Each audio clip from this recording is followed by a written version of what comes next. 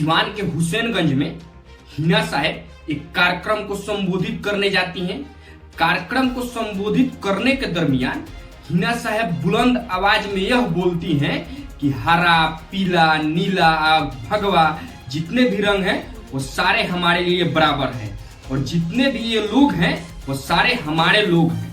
हिना साहब की इस बयान के बाद पूरे बिहार की राजनीति में भूचाल आ गई। क्या हिना साहब अब अलग पॉलिटिक्स करेंगी, जिस पॉलिटिक्स के लिए वो जानी ही जाती नहीं है? वह हिना साहब जिनको बताया जाता है कि उनका रंग नीला है, वह हिना साहब जिनके पति मोहम्मद शहाबुद्दीन आजीवन लालू प्रसाद यादव को नेता मानते रहे हैं, वह लालू प्रसाद यादव जो हमेशा से नीला टोपी पहनते आ रहे हैं। देखिए, उनकी पत्नी कहती है कि ऐसा कोई भी रंग नहीं है जो हमारे लिए गैर है।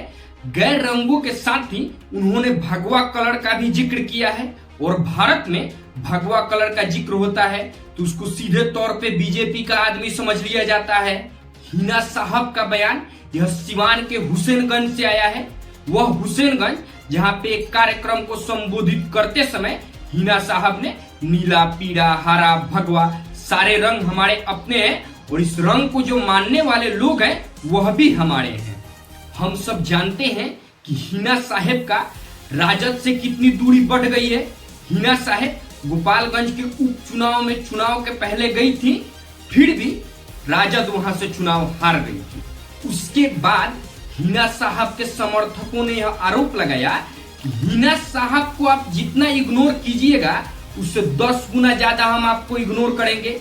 आपको यह बात बता दे, बिहार के सारे मुसलमान हिना साहब और उनके पुत्र ओसामा साहब को अपना नेता मानते हैं। उस मंच से हिना साहब का बयान आने के बाद कि हरा, पीला, नीला और भगवा कलर सारे हमारे लिए अपने हैं और वह लोग भी हमारे लिए अपने हैं, यह सीधा प्रतीक देता है कि हिना साहब कहीं पे बंद के रहने वालों में से नहीं है। ऐसा हो सकता है कि वह कहीं और चली जाएंगी। ऐसे भी बिहार की राजनीति में पूरी तरह से हलचल एकदम चरम सीमा पे है। आरजेडी सत्ता से बाहर है, बीजेपी और जदयू सरकार बना चुकी है। हिना साहब को सच में इग्नोर किया गया है, यह बात किसी से छुपी हुई नहीं है। हिना साहब के पति मोहम्मद शहाबुद्दीन जेल से बाहर निकलते हैं और उसी टाइम वो बयान देते हैं कि मेरे नेता लालू प्रसाद यादव हैं, नीतीश कुमार नहीं है। इस बयान के बाद उनको फिर से जेल में डाल दिया गया। उनका ईमानदारी देखिए लालू प्रसाद यादव के साथ कि वह फिर से जेल जाने के लिए तैयार हो गए हैं, लेकिन लालू परिवार और उनकी पार्टी आरजेडी ने हिना साहब, उनके पुत्र ओसामा साहब को आने वाली उसके बाद हर चुनाव में इग्नोर करते आ रही है। हिना साहब के ऊपर कोई भी ध्यान नहीं दिया जा रहा है। इससे सीधा सीधा यह संदेश जाता है कि हिना साहब अब कोई और ऑप्शन तलाश करेंगी। हिना साहब हुसैनगंज में रंगों वाला बात बोलकर या बयान देकर यह सीधा साबित कर दिया है कि हिना साहब या उनका परिवार कहीं भी बंद कर रहने वालों में से नहीं है। अब अगर इग्नोर किया जाएगा तो वह कहीं और ऑप्शन देखेंगी।